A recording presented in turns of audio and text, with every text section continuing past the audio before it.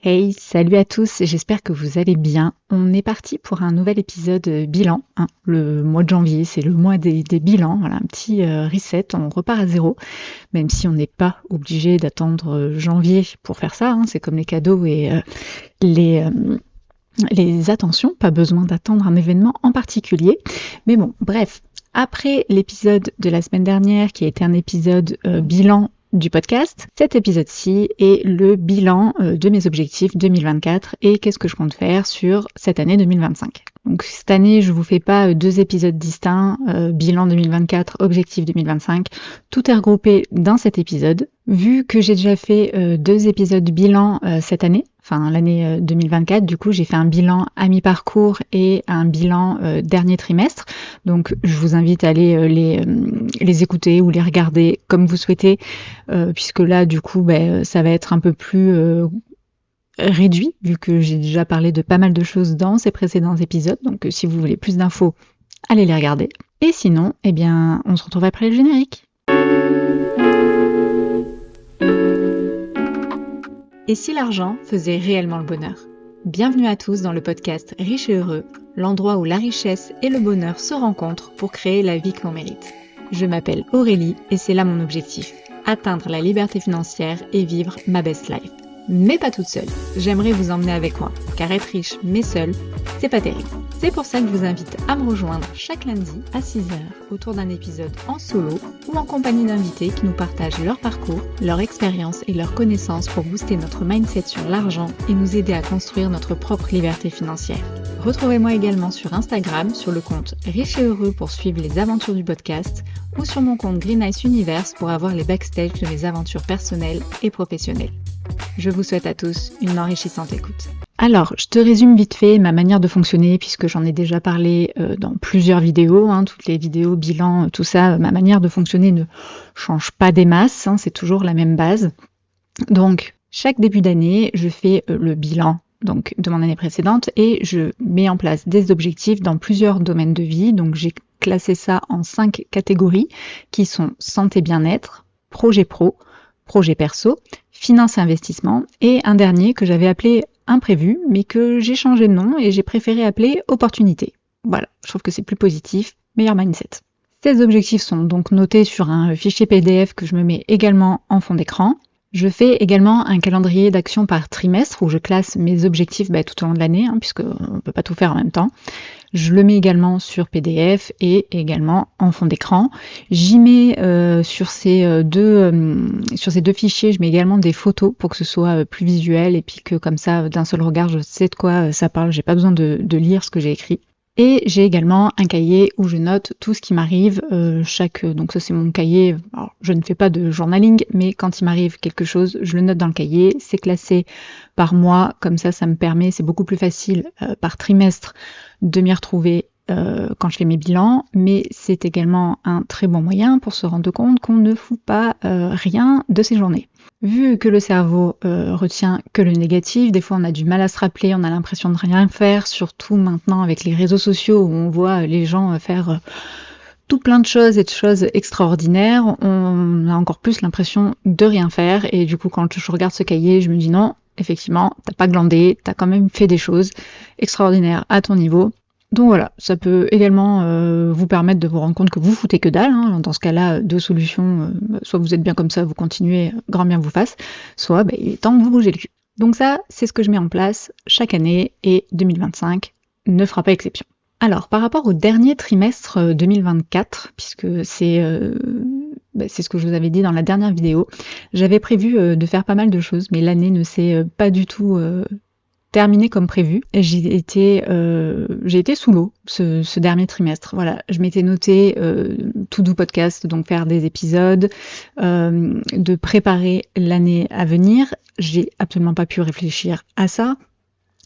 Je voulais également finir l'aménagement de cette maison en faisant du tri, du désencombrement et finir les petits travaux de finition, là, les trucs que voilà, on fait jamais, absolument pas fait. Voilà, ça c'est clair. Je m'étais noté également de suivre les projets IMO et d'en finaliser, d'en concrétiser au moins un sur cette année 2024. Spoiler, ça n'a pas été le cas. Je m'étais noté des vacances également pour pouvoir un peu décanter. On devait partir sur Biarritz pour changer d'air. Il a plu la moitié du temps. On n'a pas vraiment changé d'air, mais un peu quand même. Donc on s'est quand même bien reposé, on a pu se balader et j'ai rencontré plein de personnes, plein d'abonnés en fait qui on se suit. Et donc ça c'était la bonne partie de la chose, de se voir en réel. Et je m'étais noté également de finir la création d'entreprise et de lancer enfin mon entreprise Amazon. Donc je fais de l'achat-revente sur Amazon. Donc ça a été fait. Voilà, bilan un peu mitigé parce que au final, je vous en parlerai peut-être un peu plus tard, mais mon CDI qui devait être zéro charge mentale, puisque je vous rappelle, je fais des ménages dans un château, donc j'ai pas besoin de me servir de mon cerveau. Mais il est beaucoup plus fatigant que ce que je pensais c'est ça qui m'a mis un peu sous l'eau, parce que quand je rentre à la maison, je suis vraiment fracassée, et de m'occuper de faire des travaux, d'avancer sur la société, de faire les podcasts, de faire plein de choses, donc ça m'a mis un peu sous l'eau. Et également j'ai dû faire 40 heures de formation sur 2 mois pour bénéficier d'un crédit d'impôt. Donc c'est pour récupérer de l'argent de l'État. Donc je l'ai fait, mais c'est vrai que voilà, 40 heures, ça m'a bouffé encore plus une partie de mon temps. Donc c'est pour ça que sur ce dernier trimestre, je suis pas du tout satisfaite. Parce que même si j'ai quand même réalisé des choses, la moitié des objectifs n'ont pas été atteints, et en plus de ça, je suis pas satisfaite parce que j'ai pas été dans un bon état physique et mental. Là, on repart sur une nouvelle année. J'espère que ça va changer. Je vais tout faire pour, en tout cas. Donc pour en revenir à tous mes objectifs 2024, donc la première catégorie, santé et bien-être, je m'étais noté retrouver le médecin de base, soigner mon genou, hydratation 1,25 litre, alimentation budgétisée season et avoir une alimentation équilibrée au max, et sport, retrouver une routine. Alors les médecins de base, c'est fait, je les ai fait milieu d'année. D'habitude j'essaie de les faire dès le début d'année parce que c'est le genre de truc que je procrastine, j'aime pas aller voir le médecin, je suis quasi jamais malade, donc les médecins de base, j'entends dentiste, gynéco, c'est obligé, mais si je peux je m'en passerai, donc c'est pour ça je fais dès le début de l'année, donc ça c'est ok. Soigner mon genou, ça c'est fait, et c'est pas totalement ça encore, donc j'ai toujours une bursite, donc une inflammation sous la rotule. Ça me fait très mal quand je fais un mouvement du style des fentes ou descendre les escaliers. Donc j'étais allée voir un kiné, j'avais fait des exercices, il m'avait préconisé donc de me muscler au niveau du genou et de faire des étirements. Donc j'ai continué à faire ça. Je me suis également inscrite au roller. C'est quelque chose qui faisait partie de ma bucket list en fait, apprendre à patiner. Je pensais trouver une patinoire en venant dans le nord vers Mâcon. La seule qu'il y avait à côté en fait a fermé, et la seule dispo est sur Lyon, donc ça me fait plus d'1 heure de route, donc bon, pas de patinoire. Je me suis donc rabattue sur le roller en fin d'année, à la rentrée de septembre. Je suis allée au forum des associations de la ville pour essayer de me trouver un sport. Et donc voilà, je me suis inscrite au roller et au roller dance. Donc je fais du roller online et je fais du roller patin sur les 4 roues, 2 roues côte à côte, sur des chorégraphies. J'ai testé les deux, j'ai pas pu choisir, donc je me suis dit pas de problème, je fais les deux. Comment vous dire que ça fait 3 heures d'affilée. La 3e heure, elle est un peu compliquée. Mais c'est pas grave, je m'éclate, ça me dégourdit un peu les jambes de ma journée qui est quand même bien remplie. Mais voilà, ça faisait partie, comme je disais, de ma bucket list d'apprendre à patiner, à faire des skills en patinage. Donc voilà, je continue ça pour pouvoir cocher cette case bientôt. Mais sinon, par rapport à mon genou, puisque c'est ça qu'on parlait, le patin au final ça passe, puisque je fais pas de mouvements qui me font mal, à part justement certains skills à faire où on doit s'accroupir, où on doit sauter. J'y arrive, mais je le fais 1 ou 2 fois et après la douleur me revient, donc je ne force pas. Et voilà, donc c'est pour ça. Mon genou va mieux, j'ai plus ces fortes douleurs, mais je fais quand même attention et je continue à muscler. Côté hydratation, 1,25 litre. Alors je suis un vrai chameau, je ne bois jamais, mais cette année je m'y suis bien tenue, j'ai même bu un peu plus, sauf arrivé au grand froid. Dès que la rentrée, là, dès qu'il a commencé à faire froid à l'arrivée de l'hiver, même automne, euh, très froid, donc pas soif, et donc je n'ai pas bu. Voilà, j'ai même pas atteint le litre, voire le demi-litre, c'était catastrophique, même en essayant de me forcer. Donc va falloir que je fasse gaffe. Là j'ai essayé d'y remédier, donc tant pis, je remets un peu de sirop, ou je fais un peu des eaux gazeuses, j'essaye de varier. Je me fais du chai latte en faisant moitié lait, moitié eau pour essayer de voilà. Mais si je ne mets rien dans mon eau, je vais pas y arriver à boire. Donc je me dis tant pis, vaut mieux prendre un peu plus de sucre, mais au moins j'ai de l'eau. Voilà, c'était ma réflexion. Si vous êtes un peu comme moi, là, les vrais chameaux, mettez-moi en commentaire des techniques que vous avez. Parce que moi, j'avais une application où, en fait, je notais à chaque fois ce que je buvais, mais cette application, en fait, m'envoyait des notifications en disant « Il est temps de boire ». Donc celle-là, je l'ai enlevée parce que j'arrive mieux à boire. Mais enfin voilà, si vous avez d'autres techniques, n'hésitez pas à me les partager. L'alimentation, budgétiser season, ça pareil, ça a été modifié tout au long de l'année. Alors, alimentation équilibrée au max, ça a été respecté. On voulait faire season pour éviter de faire les courses, pour avoir des bons petits plats parce que ni l'un ni l'autre en fait on aime cuisiner. On est parti sur season, j'avais marqué le budgétisé, mais en fait je l'ai pris dans le sens inverse, c'est-à-dire que j'ai fait mon budget autour de cette dépense. Et donc on a commencé sur season, on a arrêté parce que ça a quand même un coût, enfin on a réduit parce que ça a quand même un coût et que notre objectif était d'investir en immobilier, donc on voulait mettre un peu plus d'épargne de côté. Donc on a réduit et on a fini par totalement arrêter parce que la livraison c'était un enfer. Donc ils livrent que le matin, on voulait être livré le vendredi matin.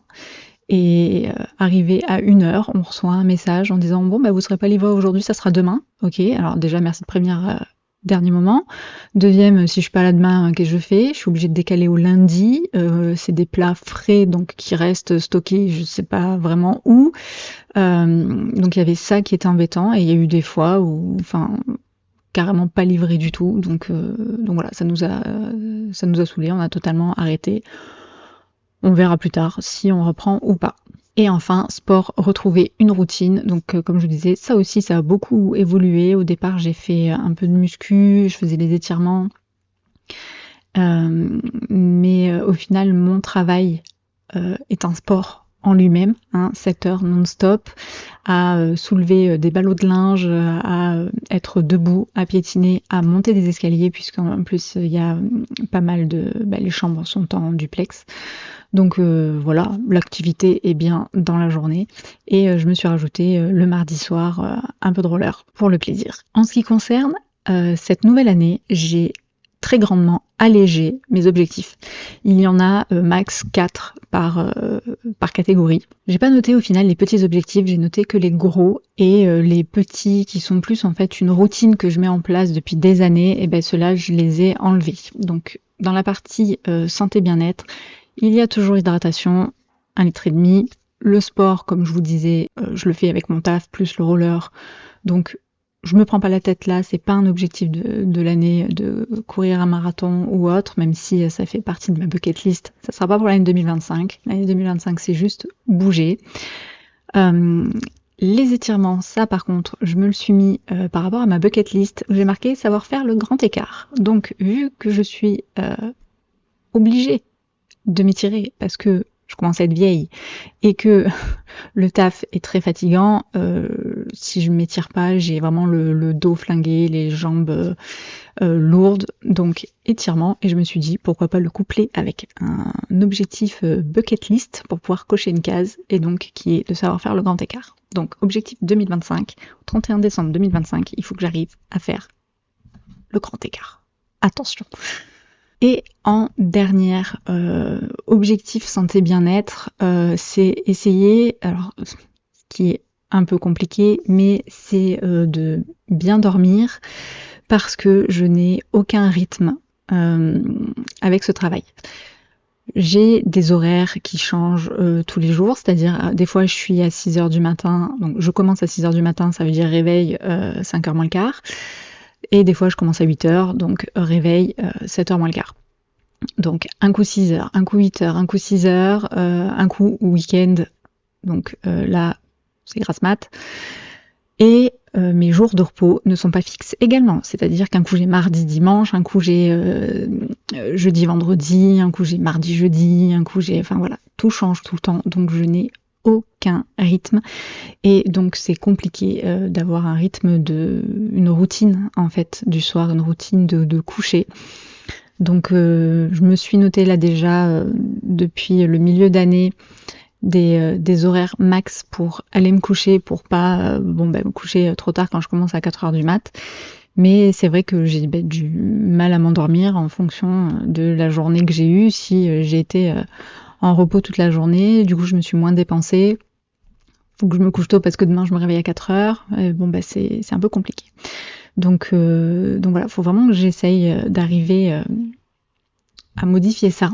C'est vraiment un gros objectif parce que, comme je vous disais, j'avais pris ce CDI pour pouvoir investir en immobilier. J'ai pris ce type de travail parce que le CDI était acquis rapidement et aussi parce que il n'y avait aucune charge mentale, ce qui me permettait de développer des activités à côté. Au final, il y a quand même une charge mentale, physique, parce que j'arrête pas de me poser des questions en me disant est-ce que j'arrête, est-ce que je continue, parce que c'est trop fatigant de ne pas avoir de rythme. C'est pas tant le travail en lui-même, ça c'est un coup à prendre, mais le fait de n'avoir aucun rythme, c'est mortel. Voilà, ça me fracasse et donc du coup j'arrête pas de me dire qu'est-ce que je fais, je continue, j'arrête.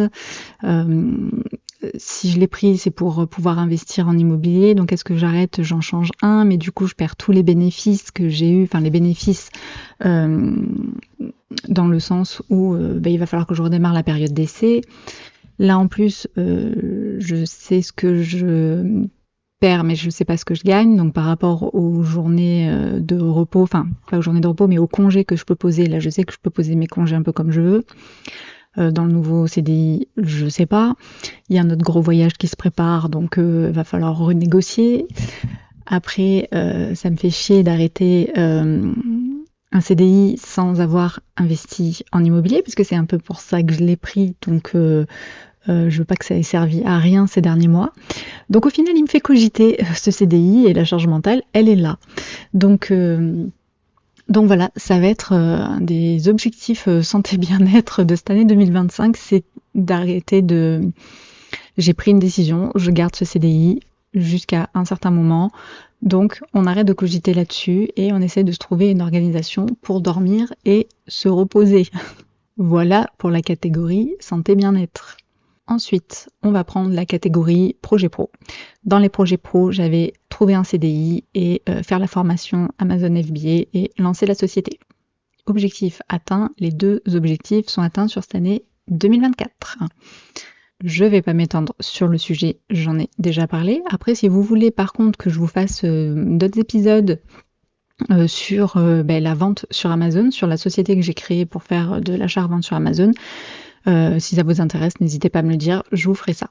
Et donc sur cette année 2025, c'est vraiment mon objectif principal. Voilà, le plus gros, c'est de développer cette société d'achat-revente sur Amazon. Ensuite, il y avait la partie projet perso. Il y avait trouvé l'ARP pour maman. Ça a été réglé milieu d'année puisque au final, elle a changé d'avis et elle ne souhaite plus acheter. Elle s'est trouvée une location dans un endroit qui lui convient. Donc voilà, c'est coché. Le voyage en Argentine, magnifique voyage, je vous en parle régulièrement, ça a vraiment été un séjour extraordinaire, hein, je ne remercierai jamais assez Lara et ça a été tellement bien qu'on se refait ça cette année 2025. Voilà, il y a plein d'épisodes sur le sujet, vous pouvez aller les regarder ou les écouter. En projet perso, il y avait également clôturer la vente de Miramas, donc ça c'est toujours pas fini mais ça va se terminer là, début d'année 2025. Il y avait réorganiser mes réseaux, ça a été fait, vous avez pu vous en rendre compte, j'avais marqué focus podcast et réorganiser les réseaux, donc YouTube me sert surtout de plateforme pour partager mes épisodes de podcast. Je me suis bien concentrée sur le podcast. Vous avez d'ailleurs son bilan dans un autre épisode. Et par rapport à Instagram, j'y vais de moins en moins et je poste de moins en moins. La raison principale, c'est le temps. Voilà. J'ai pas le temps et c'est très chronophage. Donc j'y vais vraiment pour un peu continuer à m'informer, garder contact, puisque un des objectifs, mais plus dans la catégorie finance-investissement, c'est d'entretenir mon réseau. Donc c'est pour ça que je continue à aller sur Instagram. Mais c'est vrai que voilà, j'y suis moins souvent et je poste moins souvent non plus parce que ça prend quand même du temps en fait de faire une story, de faire un réel. Donc voilà, c'est pour ça que j'ai un peu disparu des réseaux. Je travaille dans l'ombre sur le podcast et la société Amazon et donc du coup j'ai plus le temps pour Instagram. J'ai pas le time. J'avais noté également faire plus de week-ends en amoureux. Ça, c'est validé. On a fait un gros voyage, un petit on va dire, plus des week-ends et des petits restos, des petits ciné par-ci par-là, donc voilà, validé. Ensuite, il y avait faire la formation travaux, finir l'aménagement, les travaux de la maison et le désencombrement. Ça, comme je vous ai dit, c'est niette, ça n'a pas été fait. Et enfin, j'ai marqué faire la formation Start en Chair. Je l'ai faite, donc Start en Chair, c'est la formation de Camille Elle Investit où tu peux acheter et revendre des sacs à main de luxe ou autres. La formation est basée là-dessus, mais après tu peux te servir des techniques qu'elle te donne pour investir dans d'autres domaines du type des montres, des accessoires, des chaussures, enfin voilà. Donc j'ai pris la formation, j'ai fait de la formation, je suis passée à l'action, j'ai acheté mon premier sac, mais je ne l'ai pas encore vendu. Pas le temps, comme je vous disais, et j'ai pas pris le temps. J'ai préféré mettre mon temps ailleurs, puisque je me suis dit que d'acheter un sac à main Chanel, ça risquait pas de perdre en valeur si ça reste encore quelques mois dans mon placard. Donc je verrai sur l'année 2025 pour m'en occuper. En termes d'objectifs pour l'année 2025, dans la catégorie projet perso, il y en a 4. Vous me voyez venir. Le premier, c'est finir ce tri, ce désencombrement et ces travaux. J'ai pris une semaine de vacances là, fin janvier, pour déjà me reposer parce que c'est pas la semaine de Noël qui m'a permis de me reposer et cette fin d'année a été assez compliquée comme je vous le disais. Donc, dernière semaine de janvier, un peu de repos et je me suis fait la liste de toutes les choses qu'il y avait à faire et je l'ai fait pendant cette semaine. Point barre. Pas de négociation, rien du tout. Ça doit être fait cette semaine-là. Comme ça, c'est fini, on n'en parle plus. L'appart est clean et mon cerveau est clean et on peut passer à autre chose. Objectif numéro 2, le voyage en Argentine et plus précisément en Patagonie. Ça, c'est la V2 du voyage avec Lara, donc qui a sa société Waira Experience où elle organise des voyages mastermind. Alors c'est plus des voyages que vraiment des mastermind ou des mastermind où on travaille, on va dire, dans un lieu exceptionnel. Là, c'est plus vraiment un voyage où on découvre des lieux extraordinaires et on est entouré d'investisseurs et d'entrepreneurs. Donc, les conversations tournent toujours autour de l'entrepreneuriat et de l'investissement. Et elle nous prépare toujours des petites activités. Comme je disais, le voyage en Argentine, on a visité un appartement de luxe, on a rencontré une agent immobilier qui nous a parlé de l'immobilier à Buenos Aires, on a visité des vignobles à Mendoza et donc on a également parlé de l'investissement dans le vin. Enfin voilà, c'est vraiment un magnifique voyage où on vit de très belles expériences agrémentées de petites touches toujours d'investissement et d'entrepreneuriat. Et cette année, ça sera direction la Patagonie. Et j'ai trop hâte, même si je vais me l'épeler un peu plus. Un autre objectif qui n'est pas vraiment un objectif, mais c'est l'année de mes 40 ans. Et ouais, voilà, 2025, 40 ans, et je vais essayer de pas trop y penser. Ça a tendance à me déprimer, mais je me suis rendu compte que c'est plus par rapport en fait à la société, à tous les gens qui me disent attention, t'as 40 ans, t'es vieille. C'est ça en fait qui rentre dans ma tête, alors que l'âge c'est qu'un chiffre, hein. On s'en fout un peu. L'important, ce que je me dis, c'est surtout que j'ai la chance de fêter mes 40 ans. Certaines personnes n'arrivent pas jusque-là. Donc voilà, ce sera un anniversaire, je pense, comme un autre, même si on va beaucoup me rabâcher. C'était 40 ans, va falloir faire une méga fiesta. Je pense pas faire quelque chose. Après, j'ai un beau voyage prévu en Argentine, donc ce sera un très beau cadeau d'anniversaire pour mes 40 ans. Mais voilà, peut-être essayer d'organiser quelque chose parce que ces types d'événements, c'est toujours l'occasion de se revoir en famille. Les mariages, les enterrements et les anniversaires de grosses dizaines. Donc à voir si j'essaie de faire quelque chose ou pas, mais ça va être vraiment, voilà, sinon pour ma part, un anniversaire comme un autre que j'ai la chance de fêter avec les gens que j'aime. Point barre. Dernier objectif dans les projets perso, c'est le podcast. Le podcast, moitié projet perso, moitié investissement, puisqu'en fait je le considère comme un investissement sur moi, puisque comme je l'expliquais dans l'épisode précédent du bilan podcast, je ne gagne absolument pas d'argent. Avec ce podcast, j'en perds pour le moment, mais par contre ça m'apporte énormément en termes d'enrichissement personnel avec toutes ces rencontres, ces échanges en fait que j'ai avec les personnes qui ont la gentillesse d'accepter mon invitation à passer sur ce podcast. Donc en objectif perso, je souhaite le continuer. Par contre, ça sera pas un gros objectif. Le gros objectif de l'année, je vous l'ai dit, c'est la société Amazon. Donc je vais essayer.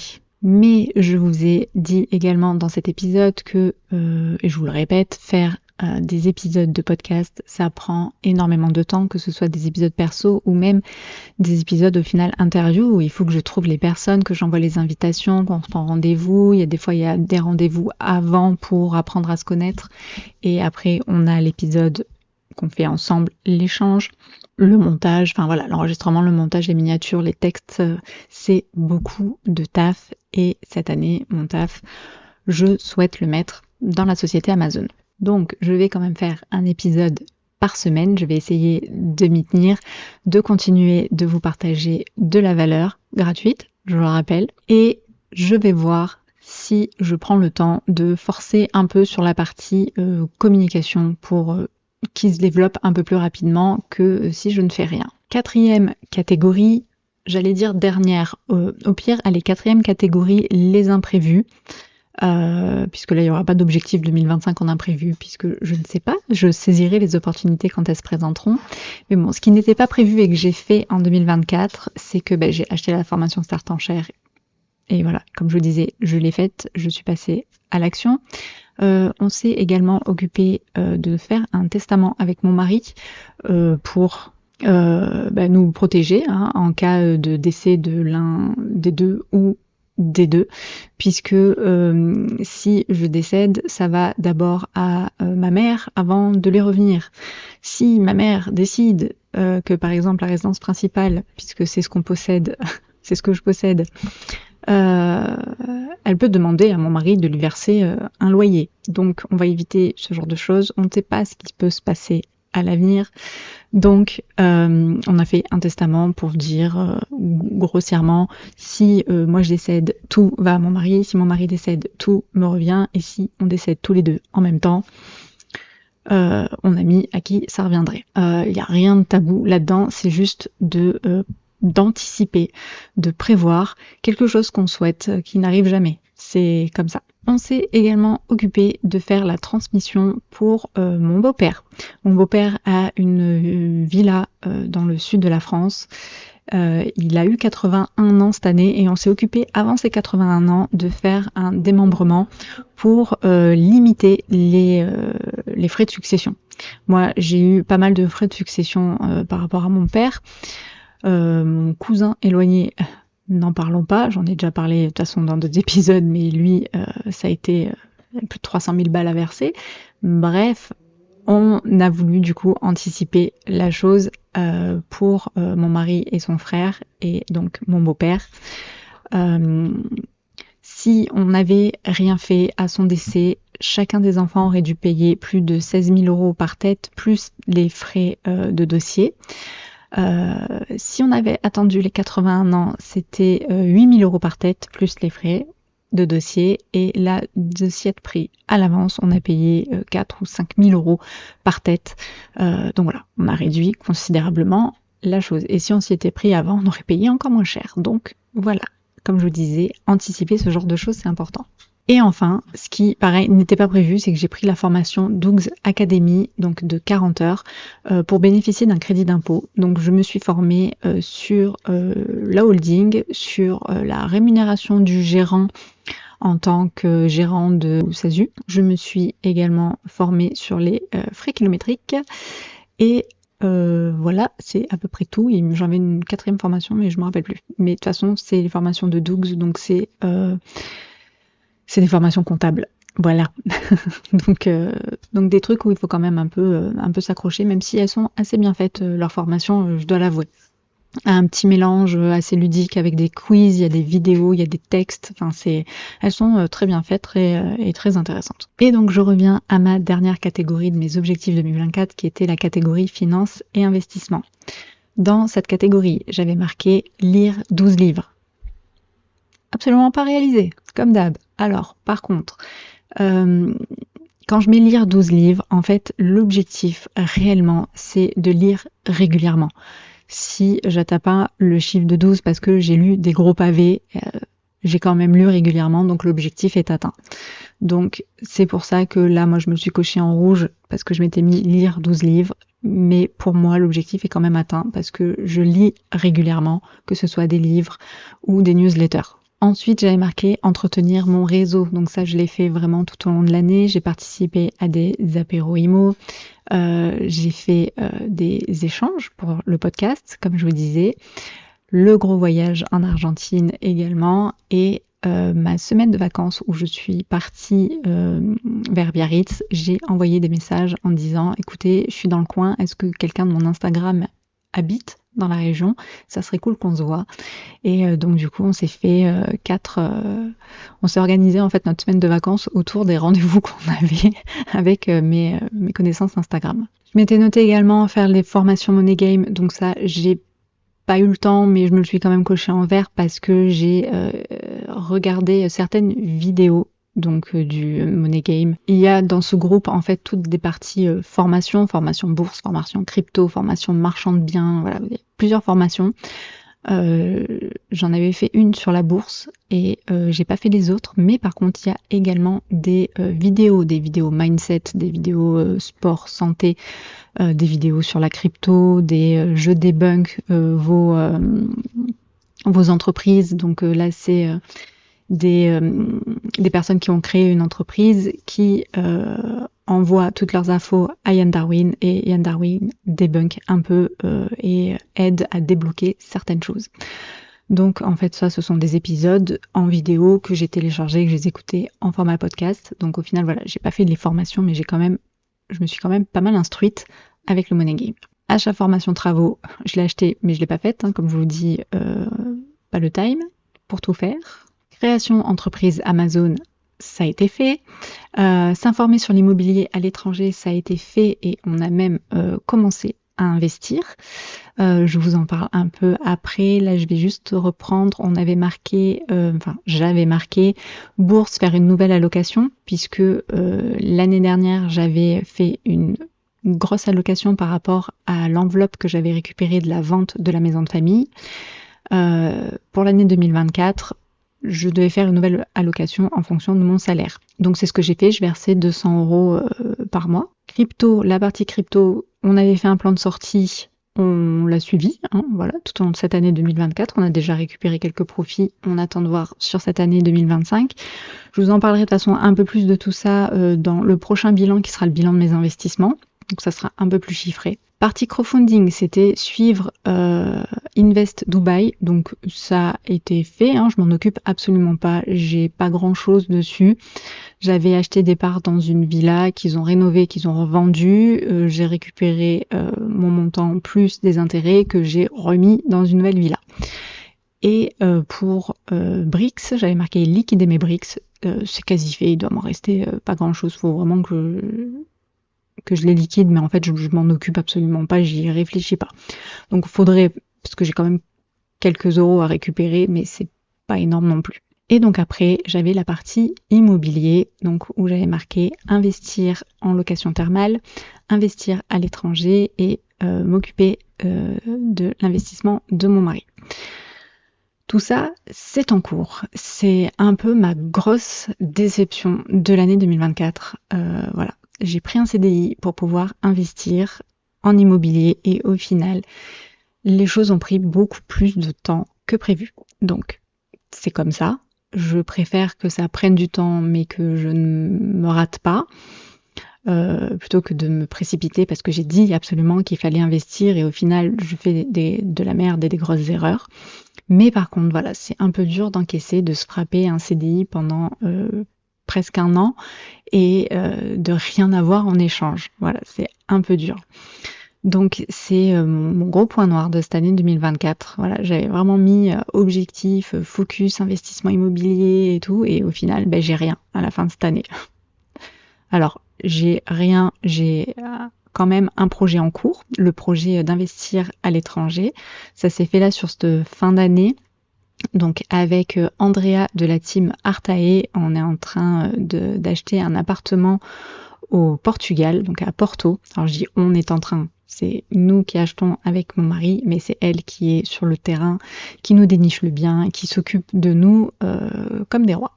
Donc voilà, celui-là est en cours, il va se finaliser sur l'année 2025, espérons. Mais voilà, pour cette année 2025, l'objectif, c'est Focus Immo. Mais cette fois, en essayant que ça marche un peu mieux. Comme je vous disais, cette année, j'ai vraiment épuré les objectifs. Je m'en suis mis vraiment 3-4 gros. Et donc, dans la partie finance, investissement, c'est vraiment l'immobilier. Donc, comme je vous disais, Invest Dubai, c'est plus du crowdfunding, mais bon, c'est du crowdfunding immobilier. Il y a une petite enveloppe dessus. Je ne m'en occupe absolument pas. Ça tourne tout seul. Je reçois des mails. Quand c'est fait, que c'est vendu, que je reçois l'argent, hop, je rachète dans une nouvelle... Enfin, je remets l'argent dans une nouvelle villa. Mais c'est vraiment un truc dont je ne m'occupe absolument pas. Pour le reste de l'immobilier, ça va être vraiment donc de finaliser les projets en cours. Donc finaliser la vente de notre ancienne résidence principale à Miramas, de finir cet investissement au Portugal, de finir l'investissement en location thermale à Ballaruc-les-Bains, première station thermale de France, et de faire un autre investissement en couple. Puisque je ne suis pas Shiva, je ne peux pas tout faire. Cette année, je vous ai dit, mon gros objectif, c'était la société Amazon. Il faut vraiment que je sois à fond là-dessus. Donc la partie immobilier, certes, je suis focus, mais focus délégué. Donc pour les autres investissements, la bourse, il n'y aura pas d'allocation cette année. Je réinvestirai seulement les dividendes, mais l'enveloppe, donc les 200 € que je mettais, je vais les mettre de côté pour un apport pour des biens immobiliers. La crypto, je m'en occupe pas. Pareil, il y a une enveloppe dessus. Je suis beaucoup ces derniers temps parce que ça bouge pour pouvoir récupérer. Et comme je vous disais, moi de toute façon, mon objectif crypto, c'est de récupérer la quasi-totalité de mes cryptos, en laisser un petit peu en Bitcoin. Sait-on jamais pour l'avenir, mais voilà, de tout récupérer et de transformer en apport pour des biens immobiliers. Comme je vous disais, un focus immobilier. Et ensuite, pour finir, dans la partie investir sur moi, donc il y aura toujours la lecture sans se mettre d'objectifs chiffrés, juste voilà, de lire régulièrement des livres, des newsletters, continuer d'écouter des podcasts, continuer de créer des podcasts. Comme je vous disais, le podcast pour moi, c'est vraiment, je l'ai mis dans la catégorie investir sur moi. Voilà, c'est de cette manière que je m'enrichis. Donc voilà, les objectifs 2025 se résument en 3 points. L'immobilier, le podcast et la société Amazon. Par rapport à ce début d'année, premier trimestre, j'ai bien évidemment mis un plan d'action sur les 3 premiers mois de l'année. Comme je vous disais, je me suis fixé une semaine de vacances où je vais m'occuper de cet appartement, de notre résidence principale, de tout cleaner, de finir, de désencombrer, de trier et faire les travaux de finition.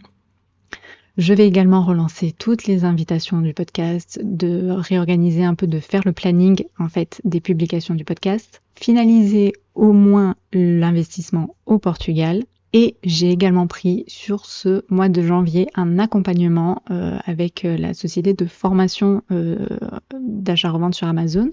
Donc je me suis formée auprès de la FB Academy et ils proposent également des coachings. Donc il y aura 2 mois de coaching pour scaler, aller beaucoup plus vite là-dedans. Donc voilà tout ce que j'ai mis en place dans mon plan d'action pour ce premier trimestre pour atteindre mes objectifs de l'année. J'espère que cet épisode vous a plu. On se retrouve la semaine prochaine pour un autre épisode bilan, le bilan de mes investissements. Bye! Et voilà, cet épisode est terminé. Merci infiniment d'avoir pris le temps de l'écouter. N'oubliez pas de vous abonner pour ne manquer aucun épisode. Et si vous avez apprécié ce que vous avez entendu, partagez-le avec votre entourage. Et n'oubliez pas que vos retours sont précieux. Alors n'hésitez pas à laisser un avis sur votre plateforme d'écoute préférée ou un commentaire sous le post Instagram de l'épisode sur le compte Riche et Heureux. Vous pouvez également me rejoindre sur mon compte Instagram personnel Greennice Universe. Et souvenez-vous, c'est en avançant ensemble qu'on se construira la vie que l'on mérite, pleine de richesse et de bonheur. Merci encore pour votre écoute et votre soutien et je vous dis à la semaine prochaine pour un nouvel épisode. Bye!